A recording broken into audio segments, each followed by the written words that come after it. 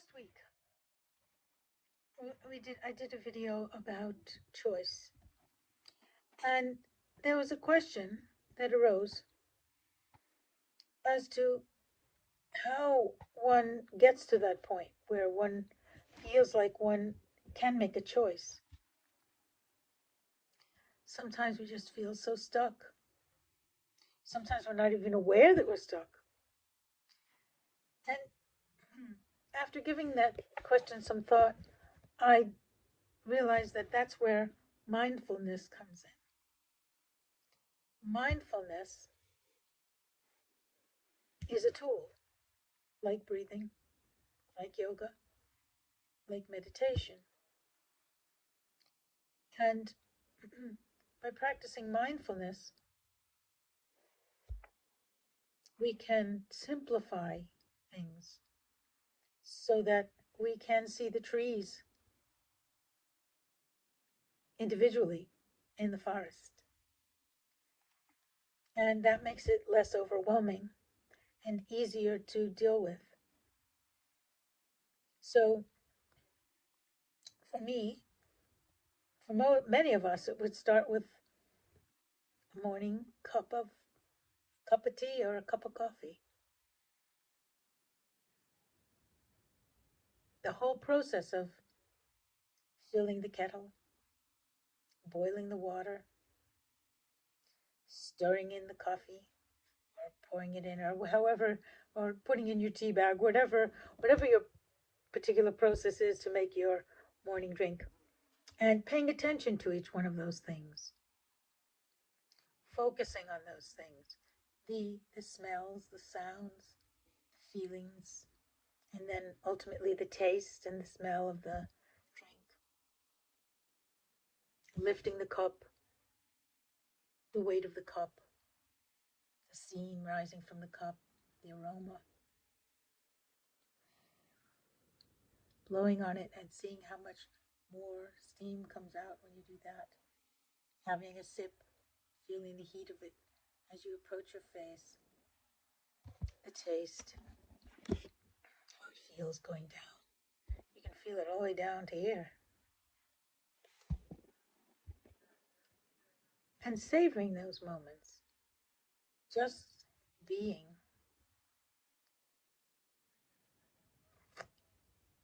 And then we learn when we feel frazzled or when we feel pulled in all directions to practice mindfulness. And when you practice mindfulness and you simplify what's going on in here, then you're able to locate and identify the choices that you have. So you're never stuck, never ever stuck inside. And you can practice this with your feelings, your inner environment as well. Because there's always a process going on. And if you can identify your process, for instance, when you get angry, your upper body tightens up, you might clench your teeth, narrow your eyes, draw in your neck, or stick it out, depending. But you'll discover your own process. You start to become aware of yourself. Oh, and maybe you feel a bit warm in your neck. You go, oh, that's anger. I'm feeling angry. You might say, well, of course you're feeling angry. You know you're feeling angry.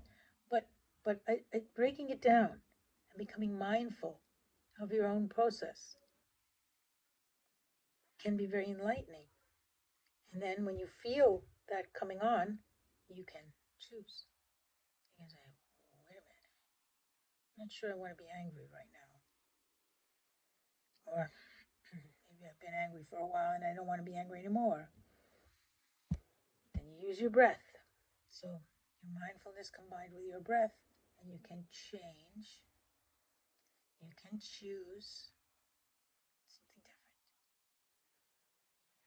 different. And of course, there's always yoga to help cleanse yourself, get the stuck emotions out physically. the breath energetically, and the mind through mindfulness. So you have some very powerful tools. And I just thought I would remind you of those tools because sometimes that's all we need is to be reminded. I think children have access to these things until the world overwhelms them with input, and then they forget, and then they become us. But if we're reminded that we have these wonderful gifts, then we can begin to use them again and to share them and reap the benefits and share those benefits with others. So I hope this has helped you. And we send you much love and gratitude and namaste.